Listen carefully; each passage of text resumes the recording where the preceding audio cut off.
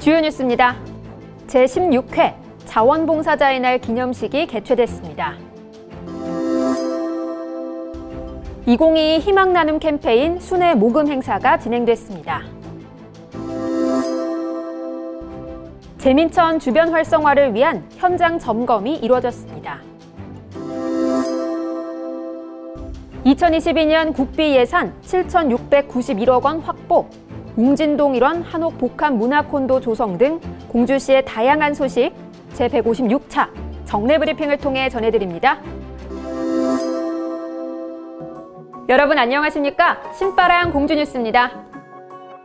공주시가 쓰레기 무단 투기 등 불법 행위 신고 포상금 제도를 적극 운영하겠다고 밝혔습니다.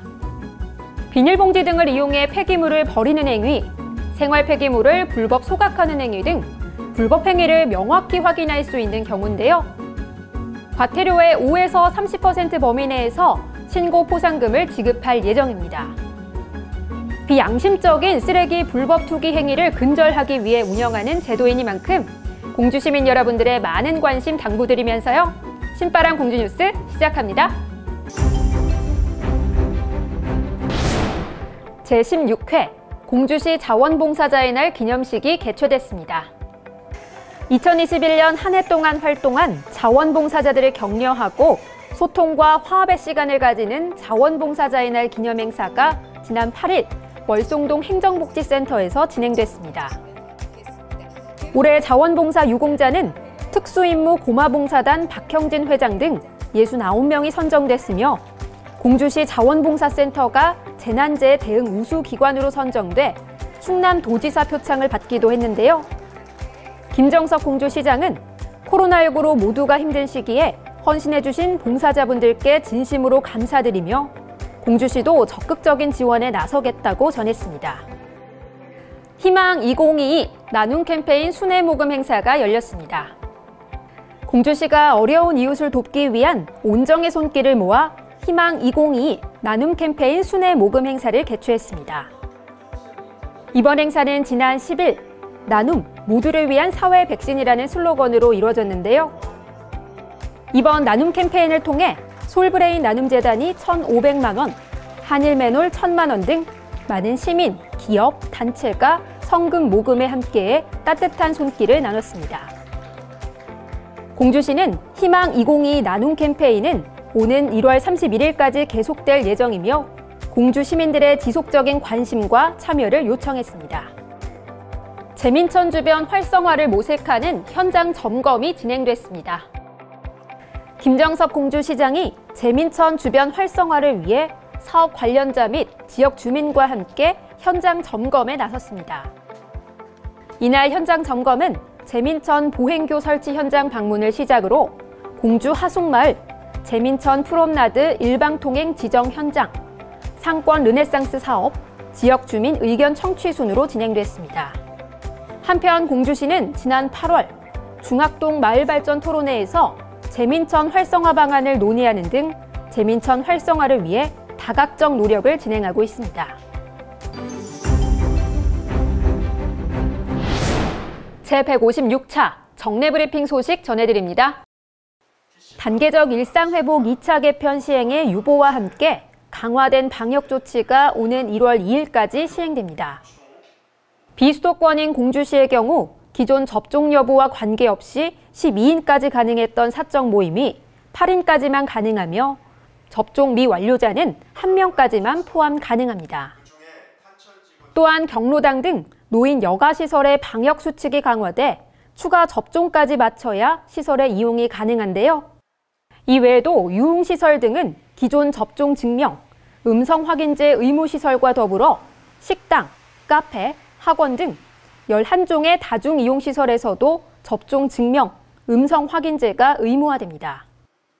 접종 증명, 음성 확인제는 12에서 18세 청소년도 적용 대상이 되는데요. 12에서 18세 청소년의 경우 예방접종 유예기간을 두어 내년 2월 1일부터 본격 시행될 예정입니다. 한편 공주시 전체 인구 대비 코로나19 예방접종 현황은 접종 완료 84.9%, 추가 접종 11.6%입니다. 공주시가 2022년 국비 예산을 역대 최대 규모인 7,691억 원으로 확보했습니다.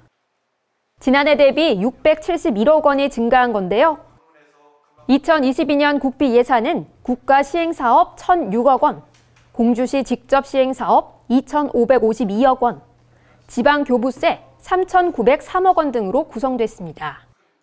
주요 사업을 살펴보면 세종 공주 광역 BRT 구축 사업, 국립공원 생태인프라 조성 사업 등이 있는데요. 공주시는 정부 예산에 포함되지 못한 사업들은 국회 심의 과정에서 증액 예산으로 반영시키기 위해 최선을 다하겠다고 밝혔습니다.